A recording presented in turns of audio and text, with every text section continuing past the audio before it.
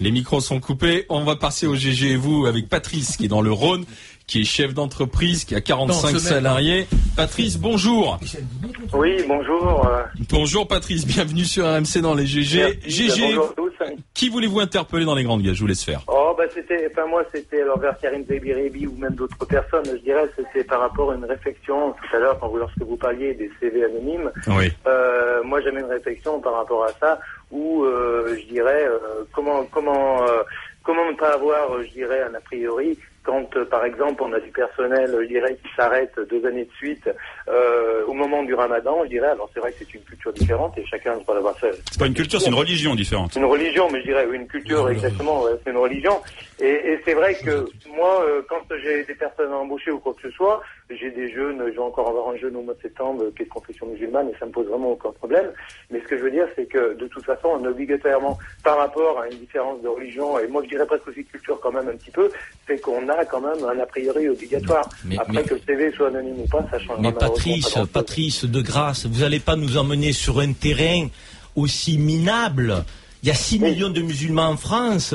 La plupart, enfin, je sais pas moi, beaucoup travaillent dans le BTP et autres, période du Ramadan ou pas. Je dirais les travaux ne s'arrêtent pas. Ils sont sur les chantiers. C'est pas parce que vous en avez un qui peut-être se met en maladie, je le connais pas, je le vérifie pas, mais je peux vous faire confiance que vous allez généraliser et expliquer qu'on a le droit de porter le doute sur toute une communauté donc supposée ou réellement musulmane. Et donc Patrice, sur un CV ou sur un recrutement. Non, mais ce qu'il voudrait, c'est que Patrice se soit écrit dans le CV, quoi. Non, mais Patrice, il voudrait que ce soit écrit sur le CV la confession. Non, mais Patrice, il fait un constat. Attendez. On est dans un pays laïque, faut arrêter. Patrice, il fait un constat de cet a priori. Il a pas dit qu'il le partageait. Mais il nous fait un constat. Attendez. Exemple, le pourquoi des préjugés. Mais tu peux pas t'appuyer sur un préjugé en fonction d'un élément dans ton entreprise. Patrice, allez-y. La majorité d'une communauté. Sauf que cet a priori, il existe et il est là. Johnny Karim. Il y a quelqu'un qui fait Shabbat et qui s'arrête de travailler le vendredi, on va dire que tous les juifs ne peuvent pas être employés le samedi.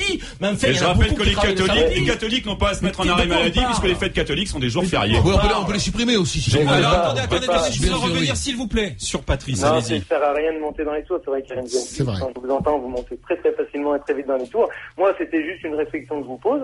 Qu'en tant que moi j'ai le cas, c'est clair et net, j'ai le cas et je suis désolé.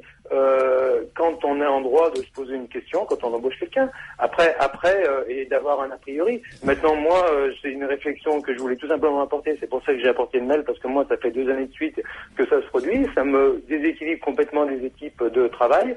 Et voilà, quoi. Après, chacun est libre de penser ce qu'il veut. Patrice, pourquoi?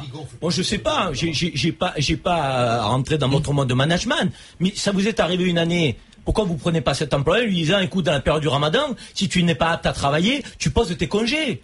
Tout simplement.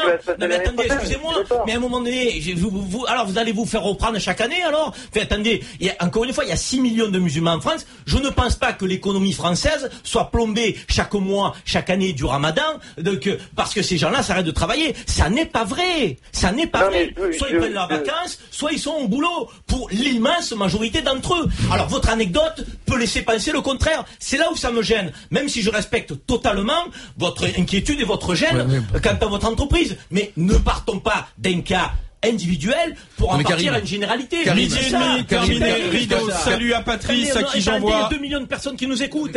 un t-shirt des GG. Merci.